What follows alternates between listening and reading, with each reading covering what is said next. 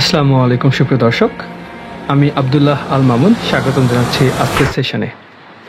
চলুন শুরু করি আজকের দিনটা এই পবিত্র কোরআন থেকে কিছু পাঠ করে আমাদের নিজের মাতৃভাষায়, যাতে করে আমাদের মেন্টাল কনফিগারেশনটা ঠিক হয় এবং প্রতিদিনই হোক এমন দিন যখন আমরা সকালে ঘুম থেকে উঠবো অথবা নিজের সাধ্যমতো কোনো সময়ে আল্লাহর কিতাব থেকে কিছু পাঠ করব, আমাদের ব্রেনের কনফিগারেশন রাইট করব, দেন আমাদের দিনের অন্যান্য কাজগুলো করব। আজকে আমরা এমন একজন ব্যক্তি সম্বন্ধে কথা বলবো যার মধ্যে আমাদের জন্য উত্তম আদর্শ রয়েছে, যার চরিত্রকে আল্লাহ কোরআনে প্রেইজ করেছেন। তিনি হচ্ছেন আমাদের নবী ও রাসূল হযরত মুহাম্মদ সাল্লাল্লাহু আলাইহি ওয়াসাল্লাম। আমি বেশ কয়েক বছর আগে দুটো বই পড়েছিলাম, আর-রাহিকুল মাকতুম এবং সিরাতে ইবনে হিশাম। তো তখন যতটুকু বুঝতাম, তখন পৃথিবীকে যে লেন্স দিয়ে দেখতাম ততটুকু জ্ঞান দিয়েই জাস্ট করেছিলাম। বাট নাও যদি আমি পড়তাম, হয়তো তার থেকে একটু ডিফারেন্টলি জানতাম। সো আপনারা বুঝতে পারছেন, সব মিলিয়ে I am not that much clear. And no doubt I love him, I have he is the perfect example for my life to lead. তো এই বিষয়ে আমি আমার জানার অ্যাঙ্গেল থেকে ম্যাচিউর ইম্যাচিউর সব ধরনের প্রশ্নগুলো জিজ্ঞেস করবো ডক্টর সালাম আজাদ স্যারকে। He is former assistant professor of BUET. আসসালামু আলাইকুম স্যার, আপনি কেমন আছেন? আলহামদুলিল্লাহ, আসসালামু আলাইকুম আপনাকে এবং যারা দেখছেন সবাইকে। আলহামদুলিল্লাহ, এগেন আমি আল্লাহর দরবারে হাজার হাজার লাখ লাখ শুকরিয়া, যিনি আমাকে তৌফিক দিয়েছেন আপনাদের সাথে, বিশেষ করে জেনজিদের সাথে কোরআন নিয়ে কথা বলার। আপনারা যখন কোরআন নিয়ে জানতে চান, জিজ্ঞেস করেন, তখন অবশ্যই আমি ভালো ফিল করি। আলহামদুলিল্লাহ, থ্যাংক ইউ সো মাচ। আমাদের নবী সম্বন্ধে অনেক পার্সপেক্টিভ সমাজে প্রচলিত। নো ডাউট আমরা তিনি আমাদের জন্য গ্রেট। মাই কোয়েশ্চেন ইজ, যদি কেউ জানতে চায় হোয়াই হি ইজ গ্রেট। দেখেন, আপনি আমার মনের একটা প্রশ্ন করেছেন। এই প্রশ্নটা আপনি যদি আমাকে না করেন, যে কোনো মুসলিম স্কলারদেরকে করেন, আমাদের ধর্মগুরুদেরকে করেন, বা যে কোনো মুসলিম যারা সারা দিন রাত আমাদের ধর্মের জন্য জীবন দিয়েছে, তাদেরকে যদি করেন, আচ্ছা নবীজি সম্পর্কে কিছু বলেন, তারা প্রথমেই বলবে যে নবীজি সর্বশ্রেষ্ঠ নবী। তারপরে যদি প্রশ্ন করেন, আচ্ছা নবীজি যে সর্বশ্রেষ্ঠ নবী, উনি কেন সর্বশ্রেষ্ঠ, দেখবেন যে আমার বিশ্বাস তারা উত্তর দিতে পারবে না। কেন উত্তর দিতে পারবে না, এটা নিয়ে আমি বহুবার ভেবেছি এবং যতবার ভেবেছি সবসময় মন খারাপ করেছি যে আমরা আমাদের নবীজিকে ফলো করি। এবং আপনি যেটা বললেন যে নবীজির মধ্যে রয়েছে উত্তম আদর্শ, কোরআনের কথা। ঠিক একইভাবে ইব্রাহিম আলাইহিস সালাম সম্পর্কেও আল্লাহ বলেছেন যে ইব্রাহিম আলাইহিস সালামের ভিতর রয়েছে আমাদের জন্য এক্সাম্পল, আদর্শ। তা আমরা নবীজি সম্পর্কে যা কিছু জানি, যা কিছু শিখেছি, বেশিরভাগই শুনে শিখেছি। আর যাদের কাছ থেকে শুনেছি তারা নবীজির জীবন পড়েছে। আপনি যেটা বললেন যে সিরাতে নবী আপনিও পড়েছেন, বিভিন্ন সময় বিভিন্ন লোক নবীজির জীবনই নিয়ে লিখেছে, আমরা সেসব থেকে জানি। কিন্তু সেসব থেকে যা জানি, সেই জানাটার ভিতর দিয়ে আমরা যারা মুসলিম না, তারাও কিন্তু ওই সিরাতে নবী থেকে এই নবীজির জীবন সম্পর্কে অনেক কিছু জানে। এবং এই সিরাতি নবী যারা লিখেছে, দেখবেন যে বেশিরভাগই তারা হাদিসের শরণাপন্ন হয়ে নবীজি সম্পর্কে লিখেছে। এবং যখনই হাদিসের শরণাপন্ন হয়ে নবীজি সম্পর্কে লিখেছে, তখন সেগুলো পড়লে মাঝে মাঝে কান্না পায় যে তারা নবীজি সম্পর্কে এমন এমন কথা বলেছে, এমন কিছু বলেছে যেগুলো does not make any sense. মনে হয় যে আমাদের নবীজি আসলে একজন সর্বশ্রেষ্ঠ মানুষ, আসলে একজন মহান মানুষ, কিন্তু আমরা নবীজিকে যেভাবে পোর্ট্রে করি, তাতে অনেক উপাদান আমরা দিয়ে দেই বিধর্মীদেরকে, যারা মুসলিম না, তাদেরকে নবীজিকে অ্যাটাক করার, আমাদের ধর্মকে অ্যাটাক করার। সেই সুযোগগুলো আমরাই সৃষ্টি করে দিয়েছি। কোরআনের বহির্ভূত অনেক কিছু তথ্য আমরা বিশ্বাস করে নবীজির উপর আমরা আরোপ করেছি। তা আমি সেই সব দিকগুলোতে আজকে যাব না। আপনি যে প্রশ্ন করেছেন তার ভিতরেই আমি সীমাবদ্ধ থাকার চেষ্টা করব যে আমরা নবীজিকে সর্বশ্রেষ্ঠ নবী না বলি, নবীজি একজন মহান মানুষ, একজন গ্রেট ম্যান। এই ব্যাপারে যারা ইসলামের চরম শত্রু, তারাও এই ব্যাপার স্বীকার করে যে নবীজি ইজ এ গ্রেট ম্যান। তারপরেও তারা অনেক অনেক উল্টাপাল্টা কথাবার্তা নিয়ে আসে মুসলমানদের সোর্স থেকেই, হাদিসের সোর্স দিয়েই তারা নিয়ে আসে।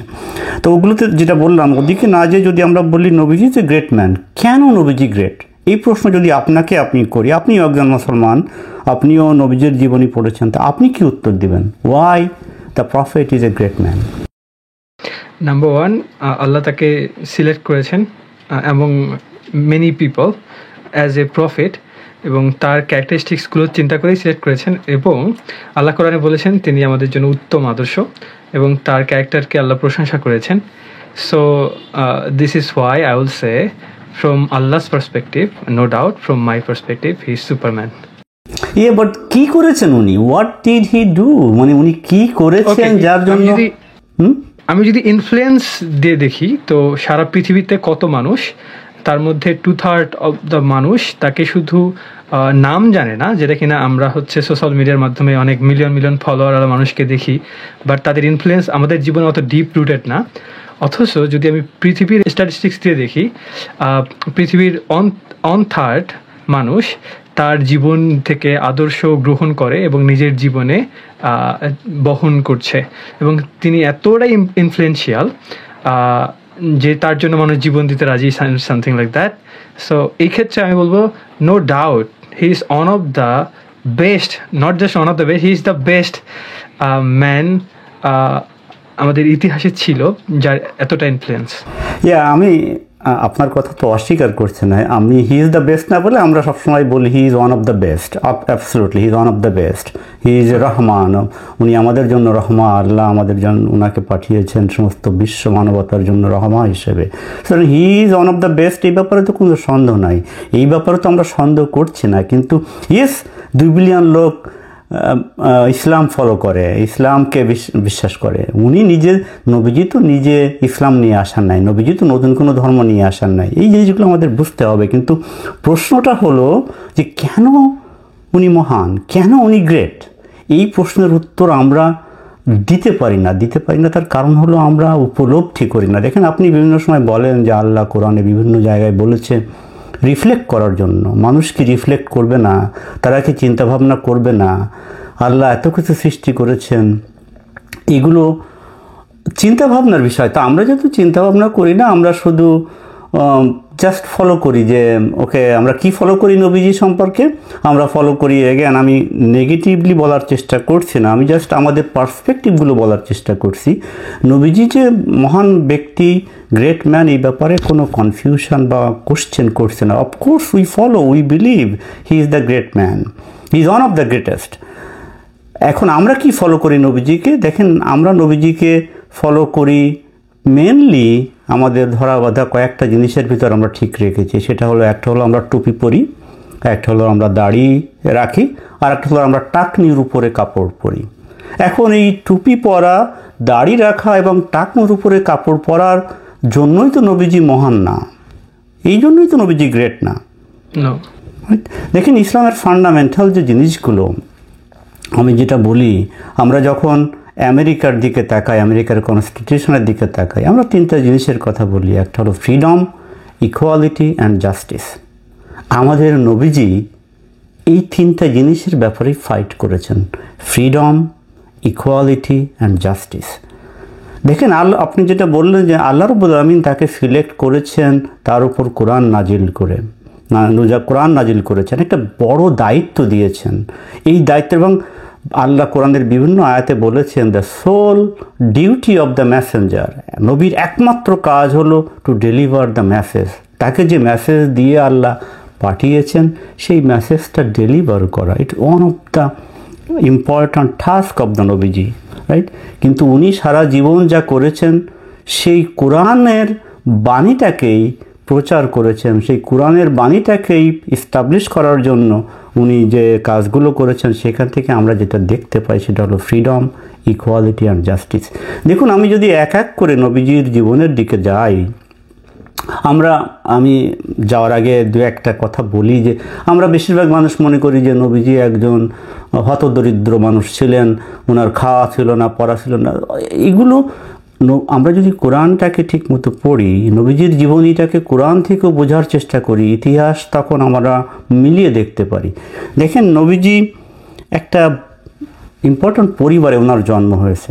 নবীজি সম্পর্কে আমি যেগুলো বলতেছিলাম, আর একটা জিনিস সবাই বলবে যে নবীজি ছিলেন অশিক্ষিত, হি ইজ ইললিটারেট পারসন। এই কথা সবাই মুসলমানরা, আমি বলবো যে একটা বিশাল গোষ্ঠী বিশ্বাস করে নবীজি ছিলেন অশিক্ষিত। আসলে কি নবীজি অশিক্ষিত ছিলেন? এই ব্যাপারে আজকে আমি প্রশ্ন ডিটেলস বলবো না, আপনি চাইলে আমরা এই ব্যাপারে একটা সেশন করতে পারি যে নবীজি কি আসলে কোরআন পড়ে আমরা যা বুঝি তাতে কি নবীজি অশিক্ষিত ছিলেন? তো এই ব্যাপারে আমরা অন্যদিন কথা বলবো, আজকে এই ব্যাপারে কথা বলবো না। দেখুন, আমরা কি করি, আমরা একটা সোসাইটিকে ডেভেলপ করার জন্য বলি, একটা সোসাইটির ডেভেলপমেন্টের জন্য যেটা বললাম ফ্রিডম, ইকুয়ালিটি অ্যান্ড জাস্টিসের পাশাপাশি শিক্ষা, দীক্ষা, জ্ঞান, বিজ্ঞান এগুলো চর্চা করতে হয়। নবীজি কি এগুলোকে প্রমোট করেছেন? Absolutely yes. আমরা আধুনিক সমাজ সভ্যতার যা কিছু দেখি, যে একটা সমাজ, একটা সোসাইটি বড় হওয়ার জন্য যা কিছু করা দরকার, জ্ঞান বিজ্ঞান থেকে শুরু করে সব কিছুই নবীজি প্রমোট করেছেন। এবং এই জিনিসগুলো আমরা বুঝতে পারি না বলেই আমরা নবীজিকে সীমাবদ্ধ রেখেছি যে বেজোড় সংখ্যক খেজুর খাওয়ার মধ্যে, দাড়ি টুপি আর টাকনুর উপরে কাপড় পরার মধ্যে। এটাই হলো দুঃখ। তো এখন আসি এক এক করে যে কেন নবীজি আসলে গ্রেট। দেখেন, স্পিরিচুয়ালের দিকে আমরা কতগুলো স্টেপে যদি ভাগ করি, স্পিরিচুয়ালের কথা যদি বলি, একটা সোসাইটি যখন ছিল গোত্রে গোত্রে বিভক্ত, তারা মারামারি কাটাকাটি করতো এক গোত্রের থেকে আর এক গোত্রে। নবীজি কি করেছেন? কোরআনের বাণী আসার পরে একত্ববাদের ডাক দিয়েছেন যে আল্লাহ এক এবং অদ্বিতীয়, সবাই সমান, সবাইকে এক আল্লাহর পথে আসতে হবে। যে আমি ওই গোত্রের বলে আমি ওই গোত্রের বলে বড়, সেটা হতে পারে না। সো এই যে একত্ববাদের যে ডাক, এটা ছিল স্পিরিচুয়ালিটির মেন ডাক নবীজির কাছ থেকে। আমরা যদিও সেই একত্ববাদের কথা ভুলে যে আমরা অন্যদিকে যাই, আমি আজকে যাওয়ার চেষ্টা করব না। তারপরে মনে করেন সোশ্যাল অ্যাসপেক্টে কী করেছেন নবীজি? সেই সময় কি করতো আরবের লোকেরা? মেয়ে শিশুকে জ্যান্ত কবর দিত। নবীজি এসে কি করলেন? নবীজি এসে বললেন যে জ্যান্ত কবর তো দেওয়া যাবেই না, বরং মেয়েদের যে রাইটস, সেই রাইটসটা এস্টাবলিশ করলেন। দেখেন, তার আগ পর্যন্ত মেয়েদের কোনো ইনহেরিটেন্স ছিল না। তারা তাদের পরিবার থেকে কোনো বাপের কাছ থেকে কোনো জমিজমার মালিক হতে পারতো না। নবীজি বললেন এটা হতে পারে না। এগেন, নবীজি যা বলছেন সেগুলো তো কোরআনের কথা দিয়েই নবীজি এগুলো এস্টাবলিশ করছেন। কোরআনটাকেই নবীজি এস্টাবলিশ করার চেষ্টা করছেন। সো উনি প্রথমে যেটা করলেন যে শিশু হত্যা, যেটা মেয়েদেরকে যে জ্যান্ত কবর দেওয়া বা মেরে ফেলা, সেটার এগেনস্টে কথা বললেন। মেয়েদের যে অধিকারের কথা বললেন। তারপর যে বিবাহের সময় মেয়েদেরকে কি করা হতো? মেয়েদেরকে জোর করে বিয়ে দিয়ে দেওয়া হতো। কোরআনে ক্লিয়ার করে বলা হচ্ছে, নবীজি যেটা এস্টাবলিশ করেছেন যে মেয়েদের কনসেন্ট ছাড়া তাদেরকে বিয়ে দেওয়া যাবে না। দেখেন, আমরা আমাদের সোসাইটিতে এখন কি করি? মেয়েদেরকে বিয়ে শাদী ঠিক করে তাদেরকে একটা ঘরে একজন যে বলে তুমি কবুল কিনা, বলো কবুল। This is not the way of consent. একটা মেয়ে একটা ছেলেকে বিয়ে করবে কিনা তার কনসেন্ট নিতে হবে, এটা ইসলামিক। কনসেন্ট ছাড়া একটা মেয়েকে বিয়ে দেওয়া সম্ভব না। নবীজি এই জিনিসগুলো করেছেন। তারপরে স্লেভারি তখন ছিল, সোশ্যালি তখন যে আমাদের দাস প্রথা, সেই দাস প্রথার এগেনস্টে উনি ফাইট করেছেন। দাসকে মুক্ত করার জন্য উনি ওনার জীবন বরণ চেষ্টা করেছেন। অনেকে হয়তো বলবেন, যারা ক্রিটিসাইজ করে যে উনি কেন অবলিশ করেন নাই। It is not easy. একটা সোসাইটি যখন একটা নর্ম চালু আছে, সেই নর্মের এগেনস্টে কমপ্লিট 180 ডিগ্রি করা ইজ নট ইজি। যেভাবে একটা সোসাইটিকে আপনি ডেভেলপ করেন, সোসাইটিটাকে কমপ্লিটলি ড্যামেজ না করে, উনি সেই কাজটাই করেছেন। উনি স্লেভারি থেকে মুক্ত হওয়ার জন্য উনি নিজে ফাইট করেছেন। এবং কোরআনের বিভিন্ন আয়াত আছে যে যখন আমরা কোনো ভুল করি, এটা করি ওটা করি, তখন তার ক্ষতিপূরণ হিসেবে একটা স্লেভকে মুক্ত করে দেওয়ার কথা বলা হচ্ছে। ইভেন অনেক জায়গায়। সো এই যে স্লেভারির এগেনস্ট উনি কথা বলেছেন, those are the social aspect যেটা নবীজি করেছেন। মোরাল, উনার মোরাল অথরিটিটা কোথায় ছিল? দেখেন আমরা যারা ইতিহাস থেকে দেখি, উনাকে বিশ্বাসী হিসেবে, উনি আল আমিন হিসেবে পরিচিত ছিলেন। তার মানে উনি ছিলেন বিশ্বাসী। উনি ছোটোবেলা থেকেই একজন বিশ্বাসী মানুষ ছিলেন। উনার যে অনেস্টি, উনার লাইফে আপনি যত যাই কিছু দেখেন না কেন, আপনি কেউ কি উনার অনেস্টি নিয়ে প্রশ্ন করতে পারবে যে উনি অনেস্ট ছিলেন না, সৎ লোক ছিলেন না? করতে পারবে না। হিউমিলিটি, যেটা আমরা বলি যে একটা মানুষ অহংকার, দাম্ভিক, উনি কেউ কি বলতে পারবে যে নবীজি অহংকার বা দাম্ভিক ছিলেন না। হিউমিলিটি ছিলেন। উনি সবসময় ফরগিভিং, উনি ওনার পরম শত্রুকেও মাফ করে দিয়েছেন। আর দুইটা জিনিস, যেটা হলো এর আগে আমরা বলেছিলাম যে আল্লাহ রাব্বুল আলামিন কোরআনে একটা আয়াত বলেছেন যে he is with the patient, ধৈর্যশীলদের সাথে আল্লাহ আছেন। নবীজি কি ধৈর্যশীল ছিলেন? অ্যাবসোলুটলি। আপনারা যারা নবীজির জীবনী পড়েন সেখান থেকে দেখতে পাবেন যে নবীজি ধৈর্যের একটা প্রতীক। উনি অসম্ভব ধৈর্যশীল একজন মানুষ ছিলেন।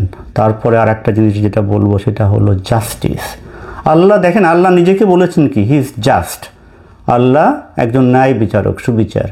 আপনারা কেউ কি বলতে পারবেন কোনো ইতিহাস এনে যে নবীজি ন্যায় বিচারের বিপক্ষে কাজ করেছেন? কখনো না। উনি সব সময় ন্যায় বিচার। সো এই যে পেশেন্স এবং জাস্টিসের যে ব্যাপারটা, সেটা উনি প্রমাণ করে দিয়েছেন ওনার জীবনী দিয়ে, উনি সবসময় দেখিয়েছেন। তারপরে আসেন পলিটিক্যাল আসপেক্টসে উনি কী করেছেন? উনি যখন মদিনাতে গিয়েছেন, উনি একটা কনস্টিটিউশন তৈরি করেছেন, লিখিত কনস্টিটিউশন। আপনারা যারা বলেন যে, এগেন না যায় আমি ওই অশিক্ষিতের দিকে, ওদেরগুলো আরেকদিন বলবো। তো উনি এই যে কনস্টিটিউশনটা তৈরি করার পর সেই কনস্টিটিউশনে কি সব ধরনের লোককে নিয়ে এসেছেন। দেখেন আমরা এই যে আপনারা যারা অনেকে শুরা কাউন্সিল বলেন, শুরা কাউন্সিল কি? শুরা কাউন্সিলের বিভিন্ন লোকের মতামত নিয়ে আপনি একটা ডিসিশন নেবেন। তো উনি সেই শুরা কাউন্সিল প্রতিষ্ঠা করেছেন যে একা একটা মাতবাড়ি করে যে এই করো তাই করো না, উনি সবার মতামত নিয়ে একটা কাজ করেছেন। কনস্টিটিউশনের যে প্লুরালিজম, যেটা যে সবার অংশীদারিত্ব থাকতে হবে, সেই কাজটা উনি করেছেন। এবং সেখানে উনি নিশ্চিত করেছেন যে জাস্টিস যেন ভায়োলেশন না হয়, যে কোনোভাবে সবসময় জাস্টিস ন্যায় বিচার উনি প্রতিষ্ঠা করেছেন। তারপরে যদি আমরা বলি যে ওনার পার্সোনাল যে স্যাক্রিফাইস, উনি যে পার্সোনাল স্যাক্রিফাইসটা করেছেন সেটা কিভাবে আমরা দেখি? পার্সোনাল স্যাক্রিফাইসের ক্ষেত্রেই আপনার চলে আসে ওনার যে পেশেন্সের যে ব্যাপারটা। দেখেন উনি যখন মক্কা বিজয় করার পরে তো উনি ওনার শত্রুদেরকে মেরে ফেলতে পারতেন, তার তো এনাফ ক্ষমতা ছিল, কিন্তু উনি করেন নাই। উনি ক্ষমা করে দিয়েছেন। অথচ উনি তার সারা জীবন যে স্যাক্রিফাইসটা করেছেন, দেখুন আপনারা যারা মনে করেন যে নবীজি ছিল হতদরিদ্র, খাওয়া পড়া ছিল না, দ্যাটস নট ট্রু। উনি যখন উনি বিয়ে করলেন কাকে? তখনকার একজন সিইও, একটা বড় কোম্পানির সিইও। খাদিজা রাদিয়াল্লাহু আনহু ছিলেন তখনকার একজন বড় একটা কোম্পানির, আমরা এখন যাদেরকে সিইও বলি, মালিক, সিইও ছিলেন। তো যখন উনি সেই সিইওকে বিয়ে করলেন, তখন কি ওনার অর্থের কোনো অভাব ছিল? ওনার অর্থের কোনো অভাব ছিল না। হি ওয়াজ এ রিচ ম্যান খাদিজা রাদিয়াল্লাহু বিয়ে করার পরে। কিন্তু হলোটা কি, একটা পর্যায়ে যখন আরবের লোকেরা, মক্কার লোকেরা যখন বয়কট করলেন ওনাকে, 2 বছর বা 3 বছর উনি বয়কটের ভিতর দিয়ে পার করেছেন। তখন যখন আপনি বয়কট করেন, এখন আপনারা দেখেন এই যে বিভিন্ন সময় যুদ্ধ বিগ্রহের মাধ্যমে বিভিন্ন কান্ট্রিকে, অন্যান্য দেশগুলোকে বয়কট করে। ইভেন গ্রামে-গঞ্জে এখনও আছে, কোনো একটা ফ্যামিলিকে তাদের কোনো একটা কারণে গ্রামের অন্য লোকরা বয়কট করে। This boycott is a tremendous operation. তো নবীজিকে যখন বয়কট করা হলো, তখন ওনার definitely had some tough time. কিন্তু উনি সেই যে টাফ টাইমের ভিতর যেটা আমরা বলতেছিলাম, তখন ওনার পার্সোনাল যে স্যাক্রিফাইসগুলো উনি করেছেন। উনি একটা সিইওকে বিয়ে করার পরে উনি তো একটা লাক্সারি লাইফ লিড করতে পারতেন, কিন্তু তা করেন নাই। পার্সোনাল স্যাক্রিফাইসটা করেছেন, এবং যখন ওনার ক্ষমতা এসেছে আবার মক্কা বিজয় করার পরে, তখন উনি সবাইকে ক্ষমা করে দিয়েছেন। তো এই যে পার্সোনাল স্যাক্রিফাইস এবং পেশেন্স যেটা উনি দেখিয়েছেন, এইটা একজন মানুষকে মহৎ করে দেয়। আমরা যে জিনিসগুলো বললাম, তারপরে আসেন আপনি যেটা বলছিলেন যে 2 বিলিয়ন লোক এখন ফলো করে। কেন ফলো করে? সেটাই হলো তার গ্লোবাল যে ইম্প্যাক্ট। নবীজি এই যে কোরআনটাকে এনে কোরআনের যে গাইডলাইন সেটাকে ইস্টাবলিশ করার ফলেই উনি গ্লোবালি একটা ইম্প্যাক্ট ফেলেছেন। দেখেন, আপনারা অনেকেই জানেন আমেরিকার প্রেসিডেন্ট, একজন প্রেসিডেন্ট জেফারসনের কাছে ওনার কনস্টিটিউশন লেখার সময় উনি কোরআন কনসাল্ট করেছেন, তার কাছে কোরআন আছে। কারণ কোরআনের যে গাইডলাইন সেটাই হলো মেন ইসলামিক কনস্টিটিউশন, এবং নবীজি এই ইসলামিক কনস্টিটিউশনটা এস্টাবলিশ করার চেষ্টা করেছেন এবং আলটিমেটলি সাকসেসফুলি করেছেন। সেই কারণেই গ্লোবালি উনি একটা ইম্প্যাক্ট ফেলেছেন, যার জন্য যারা ওনার ফলোয়ার না তারা ওনাকে রেসপেক্ট সহকারে স্মরণ করেন যে no, he had a global impact all over the world. Ultimately আমরা যদি সিম্পলি যে জিনিসটা বলি যে ওনার উইজডম দিয়ে, ওনার যে হিকমা যেটা আমরা বলি, আমরা অনেকেই এই উইজডমকে মনে করি উনি হাদিস, এইসব কথা দিকে আমি না যাই। ওনার নিজস্ব যে উইজডম, সেই উইজডম দিয়ে ওনার ইন্ডিভিজুয়াল যে ক্যারেক্টারিস্টিক্সের কথা আমরা তখন বললাম, সেইগুলো দিয়ে উনি আলটিমেটলি চেষ্টা করেছেন কোরআনটাকে তার জীবনে বাস্তবায়িত করতে, এবং সেই কোরআনটাকে বাস্তবায়িত করার জন্য উনি সোশ্যালি বলেন, স্পিরিচুয়ালি বলেন, পলিটিক্যালি বলেন, যে জিনিসগুলো দেখিয়েছেন বা যা কিছু এস্টাবলিশ করেছেন, যে এক্সাম্পলগুলো দিয়েছেন, সেটাই সমস্ত বিশ্বের জন্য আজও একটা এক্সাম্পল হয়ে আছে। আর এই সব কারণেই উনি সর্বশ্রেষ্ঠ একজন মহান মানুষ, একজন শ্রেষ্ঠ মানুষ, ওয়ান অফ দ্য বেস্ট। এবং শেষ করার আগে আমি যে জিনিসটা আবার বলবো সেটা হলো যে ফ্রিডম, ইকুয়ালিটি অ্যান্ড জাস্টিস, এই জিনিসগুলোর জন্য উনি ফাইট করেছেন। আলটিমেটলি এইগুলোই হলো কোরআনের fundamental teachings. Thank you so much. লাইফের প্রত্যেকটা অ্যাসপেক্ট, যেমন আপনি বললেন ফ্রিডম, ইকুয়ালিটি, জাস্টিস। আমরা যদি নেলসন ম্যান্ডেলার কথা বলি, তো উনি ইকুয়ালিটির জন্য, রাইট, মানে গ্লোবালি যেই লিডারগুলো আমরা জানি বা যেই মহান ব্যক্তিত্বের কথা আমরা জানি, সো তারা এই তিনটার উপরেই ক্যাটাগরাইজ হন, freedom, equality and justice, right? Of course.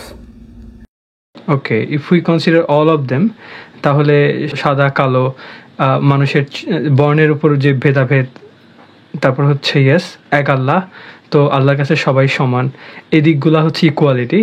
And of course he is the one who ফ্রিড a lot of slaves. So ওই দিক দিয়ে অ্যান্ড শুধু আমি তো জাস্ট কয়েকটা লিমিটেড নলেজ দিয়ে বলছি।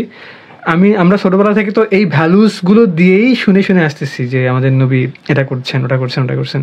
সো আমাদের মধ্যে কাইন্ড অফ এই জিনিসগুলো একদম বিল্ট ইন, যে স্লেভারি ইজ ব্যাড থিং, তারপর হচ্ছে কাউকে কালো বলিও না, কাউকে এটা বলিও না। সো আমরা যে এই মোরাল ভ্যালুসগুলো পাইছি, সো এটা ইজ এ ব্লেসিং, যেটা আমরা মডার্ন, মানে আমরা বলতেছি আমরা মহিমান সিভিলাইজেশন এতটা উন্নত হওয়ার ফলে আমরা এইগুলো নিয়ে এখন কথা বলি, কিন্তু আগে এগুলো নিয়ে কথা বলার মানুষ ছিল না। তো তিনি সে সময় এগুলো নিয়ে কথা বলছেন, এবং যেগুলো এখন আমাদের ফিলোসফিতে আমাদের পিতামাতা ঢুকে দেন। That's great. একটা জায়গায় আমি বলি যে খাদিজা রাদিয়াল্লাহু তাআলা আনহা কি সিইও ছিলেন নাকি ওনার ছিলেন?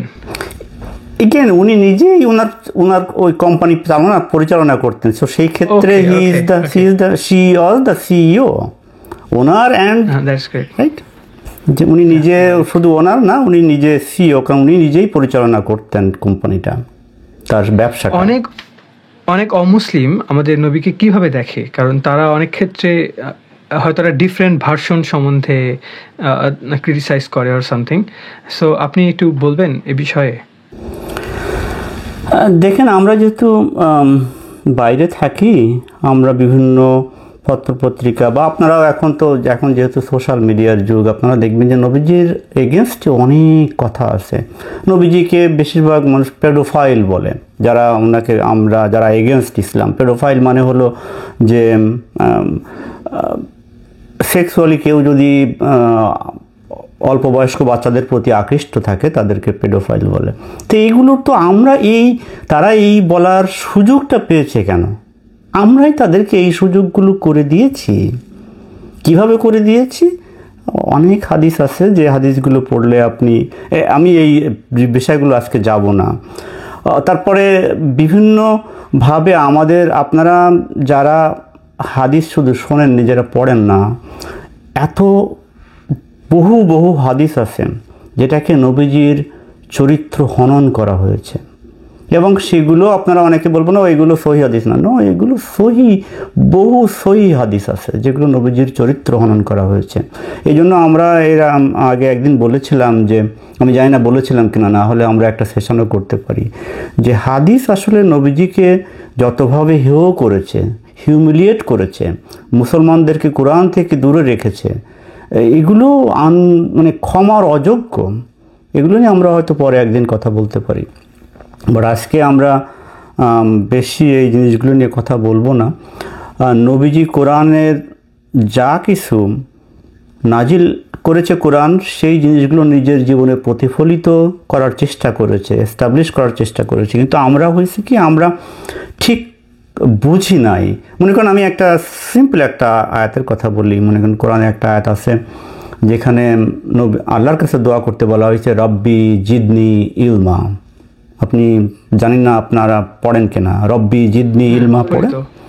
দেখেন আমরা এই আয়াত থেকে কি শিখি? আমরা এই আয়াত থেকে আমাদের ধর্মগুরুরা আমাদেরকে শিখায়, সকালে ফজর নামাজের পরে বা রাত্রে ঘুমোতে যাওয়ার আগে আপনি রব্বি জিদনি ইলমা পড়বেন, তাহলে আপনার জ্ঞান বেড়ে যাবে। রব্বি জিদনি ইলমা মানে হে রব, তুমি আমার জ্ঞানকে বাড়িয়ে দাও। নবীজি নিজেও এটা নবীজিকে বলা হয়েছে, আমাদেরকে বলা হয়েছে। তাই এর মানে কি শুধু আমি এই পড়বো, রব্বি জিদনি ইলমা, রব্বি জিদনি ইলমা, এই 100 বার পড়লে আমার জ্ঞান বেড়ে যাবে? Is that how it works? Now I don't think so. এটাই হলো প্রবলেম। আমাদেরকে সামহাও বলা হচ্ছে যে আমরা যদি সকালে উঠে প্রত্যেকদিন রব্বি জিদনি ইলমা পড়ি তাহলে জ্ঞান বেড়ে যাবে। অথচ নবীজি কি করেছেন? তাহলে তো নবীজির যুদ্ধ বিগ্রহ করা লাগতো না। নবীজিকে আল্লাহ ওখানে বসিয়ে শুধু আল্লাহর কাছে দোয়া করতে, যে আল্লাহ তুমি আমাকে জিতিয়ে দাও এদের এগেনস্টে, তা উনি জিতিয়ে যেতেন। উনার জীবনী থেকে আমরা কিছুই শিখি নাই। উনার জীবনী থেকে আমরা কোনো কিছু শিখি নাই। এই রব্বি জিদনি ইলমা যখন আমরা বলছি, তার মানে হলো আমাদের তো পড়াশুনো করতে হবে, জ্ঞান বিজ্ঞানের বই পুস্তক আমাদের পড়তে হবে। তা না হলে আমরা কি করে রব্বি জিদনি ইলমা পড়লেই আমরা শুধু আমাদের জ্ঞান বেড়ে যাবে? আল্লাহর কাছে আমাদের চাইতে হবে, অ্যাট দ্য সেম টাইম আমাদেরকে করতে হবে। আমাদের এই জিনিসটা নবীজি এই জিনিসগুলোই করে দেখিয়েছেন তার জীবন দিয়ে। নবীজির জীবনী থেকে আমরা কিছুই শিখি নাই। আমরা শুধুমাত্র শিখেছি যেগুলো অবান্তর, যেগুলোর কোনো ভ্যালু নাই, আমরা সেই জিনিসগুলোই শিখেছি এবং আমরা মনে করছি এই হলো নবীজি আমাদের জন্য রেখে গিয়েছেন। কখনোই না।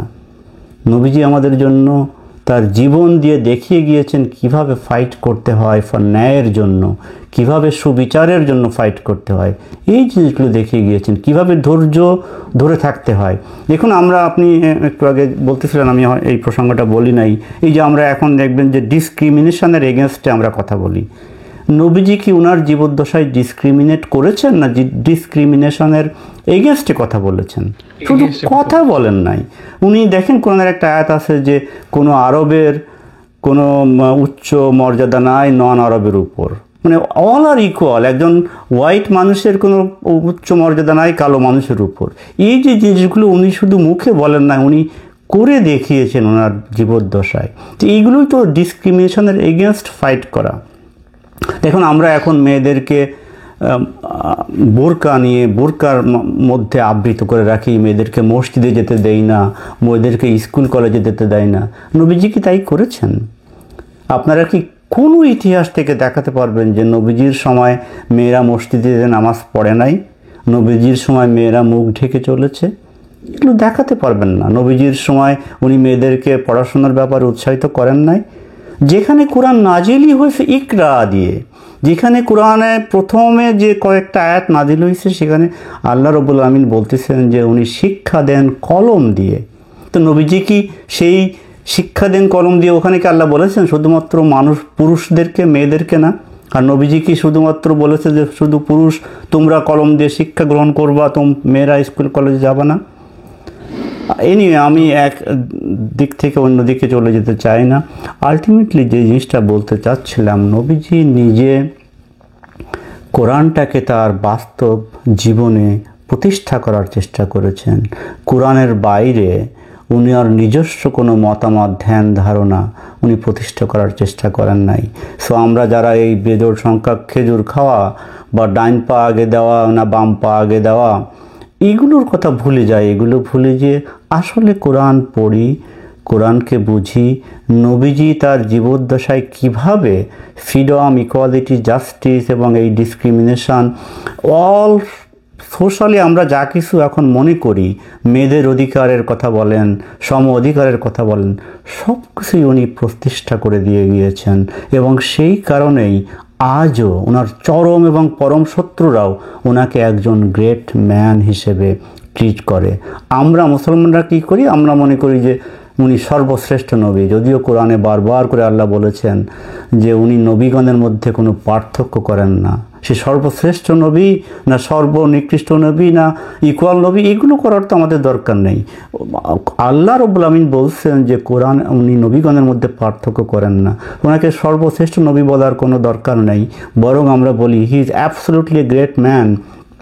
উনি তার জীবদ্দশায় কোরআনকে প্রতিষ্ঠা করেই ওনার সেই গ্রেটনেসটাকে প্রতিষ্ঠা করেছেন।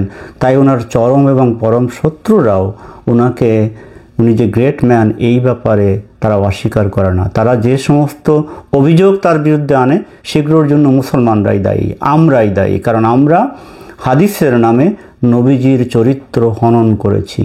আমরা সেগুলো নিয়ে হয়তো পরে অন্য একদিন কথা বলতে পারবো, আল্লাহ যদি তৌফিক দেন। ওকে, প্রত্যেকটা অ্যাসপেক্টে যে আপনি গ্রেটনেসগুলো প্রকাশ করলেন, এই সম্বন্ধে কেউ যদি উপলব্ধি করতে চায়, তাকে পৃথিবীর গ্লোবাল লিডার্স যারা আছেন তাদের জীবনীগুলো পড়া দরকার। তখন না আমাদের মধ্যে একটা আন্ডারস্ট্যান্ডিং হবে যে এনাকে দিয়ে ওনাদের কম্পেয়ার। সো নবীকে তখন চিন্তা করা যাবে প্রত্যেকটা aspect, from spirituality to global impact to morality to everything. আর আপনি কি রেকমেন্ড করেন যদি কোনো জেনজি চায় যে আমি আমার নবীর আদর্শ ধারণ করতে চাই এবং নবী সম্বন্ধে জানতে চাই যে উনি কেমন ছিলেন, তো আপনি কি রেকমেন্ড করেন Quran could be the only one beautiful source যেটা তাকে হেল্প করতে পারে? না, আমি কখনোই একটা সোর্সের, দেখেন কোরআন হলো আপনার guide book, the main guidance. আপনি কোরআনটাকে পড়বেন, পড়ে আপনার আর যত বই পুস্তক আছে আপনি মনে করেন সেগুলো পড়বেন, কিন্তু পড়ার সময় আমার মাথার ভিতর জন্য থাকে যে Quran is the main guide book. কোরআনের সাথে আর কোনো কিছু তুলনা করবেন না। এখন নবী সম্পর্কে যারা বিভিন্ন তার জীবনী লিখতে যে এমন অনেক কথা বলেছে যেগুলো কোরআনের সাথে যায় না। নবীজিকে আল্লাহ কোরআনে বলেছেন ইউ আর নট ক্রেজি, কিন্তু আপনি অন্যান্য নবীজির জীবনী যারা লিখেছে সেগুলো পড়তে গেলে দেখবেন যে অনেক কিছু বিশ্বাস করতে গেলে was he a crazy man? He was not crazy. হিকমা দিয়ে আল্লাহ ওনাকে পাঠিয়েছেন। তখন দেখবেন আপনার এই ডিস্টিংগুইশিং ক্ষমতাটা আসবে। এই জন্য প্রথমে আমাদের কাজ হলো কোরআনটাকে পড়া, কোরআনটাকে উপলব্ধি করা, কোরআনটাকে বোঝা। তারপরে আপনি অন্যান্য যত সোর্স আছে সেগুলোকে কম্পেয়ার করতে পারবেন যে আসলে এরা ঠিক বলছে না ঠিক বলে নাই। আর আপনি আরেকটা জিনিস যেটা বললেন যে ইয়েস, বিশ্বের অনেক গ্রেট লিডার আছে, তাদের সাথে নবীজিকে কম্পেয়ার করার সময় একটা জিনিস আমাদেরকে ভুললে চলবে না, যে আমরা নবীজিকে তাদের সাথে যেভাবেই কম্পেয়ার করি না কেন, তার থেকে নবীজির একটা জিনিস ডিফারেন্ট ছিল। সেই ডিফারেন্সটা কি? আল্লাহ রাব্বুল আলামিন ওনাকে সিলেক্ট করেছেন এবং সিলেক্ট করে ওনার উপর কোরআন নাজিল করেছেন। এই ডিফারেন্সটাকে যেন আমরা ভুলে না যাই। ওনার সব কিছুর সাথেও হি ওয়াজ ওই আসপেক্ট থেকে definitely he is much greater than any other leader that we can talk about. Great লিডার্সদের একটা ফিলোসফি থাকে, ওই ফিলোসফির কারণে তারা হচ্ছে শুধু সারভাইভিং মোড থেকে চলে যেয়ে উদ্দেশ্যপূর্ণ একটা জীবন কাটায়। সো নবীর জীবনে নো ডাউট ওই ফিলোসফিক্যাল ব্যাকগ্রাউন্ডটা থেকে গাইড করেছে কোরআন। সো ওই জিনিসটা আমাদের হাতে আছে। So I think it's a motivating point. আমরা হচ্ছে কোরআনটা যখন ধারণ করব, আপনি যেভাবে বললেন যে কোরআন পড়ার পাশাপাশি যখন আমরা অন্য কিছু পড়ব, তখন আমাদের ডিস্টিংগুইশিং ক্ষমতাটা তৈরি হবে। ঠিক সেভাবেই কোরআন যখন আমাদের ভিতরে থাকবে, এটা হচ্ছে একটা গাইডেন্স হিসেবে কাজ করবে প্রত্যেকটা কাজ, যেটা কিনা অটোমেটিক কাইন্ড অফ নবী যেভাবে করেছেন ওই দিকে ডিরেক্ট করবে। So at last could you please add some values in this session? আমি আপনার এই প্রসঙ্গে একটা এক্সাম্পল বলতে চাই। যখন আপনারা অন্যান্য সোর্স পড়বেন, সেটা নবীজির সিরাতুন নবী মানে নবীজির জীবনী বলেন, হাদিস বলেন, দেখবেন যে বেশিরভাগ হাদিসে নবীজিকে দেখানো হয় যে নবীজি একজন অশিক্ষিত মানুষ, ইলিটারেট মানুষ। আপনি যদি কোরআন পড়ার সময় অন্যান্য ধারণাগুলোকে দূরে ফেলে কোরআনটাকে কোরআনের মতো করে পড়বেন, যে this is the source, the only source you have, দেখবেন আপনার প্রশ্ন আসবে যে এটা কিভাবে সম্ভব। আল্লাহ যখন বলেছে যে আল্লাহ যদি কিছু বলে হও, তাহলে হয়ে যায় সাথে সাথে। তা আল্লাহ যখন কোরআনের শুরুতেই নাজিল করতেছেন ইকরা বিসমি রব্বিকাল্লাযী খালাক, লার্ন, রিড, তারপরে বলতেছেন আল্লাহ খুবই ক্ষমাশীল, আল্লাহ দয়াশীল, এবং আল্লাহ কলম দ্বারা মানুষকে শিক্ষা দেন, মানুষ যা জানতো না। তা আপনার কি করে মনে হতে পারে যে একটা সোর্স যদি সে বলে যে নবীজি ছিলেন অশিক্ষিত, how does it come to your brain? যে আল্লাহ যেখানে বলছেন যে আল্লাহ কলম দ্বারা মানুষকে শিক্ষা দেন, আর নবীজি আল্লাহর একজন প্রিয় নবী, তাকে আল্লাহ কলম দ্বারা শিক্ষা দেন নাই। How can you think about it? বিভিন্ন সময় আপনি দেখবেন যে যেখানে হুদায়বিয়ার সন্ধি লেখার সময় নাকি নবীজি কোথায় সাইন করতে হবে, ওনাকে আরেকজন দেখাই দিচ্ছে যে এখানে সাইন করেন, উনি পড়তে। How can you think about it? Again আমরা অন্য প্রসঙ্গে যাব না, বাট আমি কনক্লুশনে যেটা বলতে চাই সেটা হলো একই কথা। আমি বলতে চাই যে দেখেন, আমি সবসময় খুবই ভালো ফিল করি যে আপনারা, বিশেষ করে জেনজিরা, আপনারা কোরআন নিয়ে পড়তে চান, কোরআন নিয়ে জানতে চান। আমি সেই 25 নম্বর সূরার 30 নম্বর আয়াতের কথা মনে করে দিব, যেখানে আল্লাহ রাব্বুল আলামিন বলেছেন যে আমাদের নবীজি আমাদের এগেনস্টে আল্লাহর কাছে অভিযোগ করবেন, হে আমার প্রভু, আমার লোকেরা এই কোরআন পরিত্যাগ করেছে। আমরা যেন সেই অভিযোগে অভিযুক্ত না হই। আমরা কোরআন পড়ি, অর্থ বুঝে, মনোযোগ দিয়ে বুঝে কোরআন পড়ি, এবং কোরআন পড়লেই দেখবেন নবীজির জীবনী সম্পর্কে আপনি অনেক কিছু জানতে পারবেন।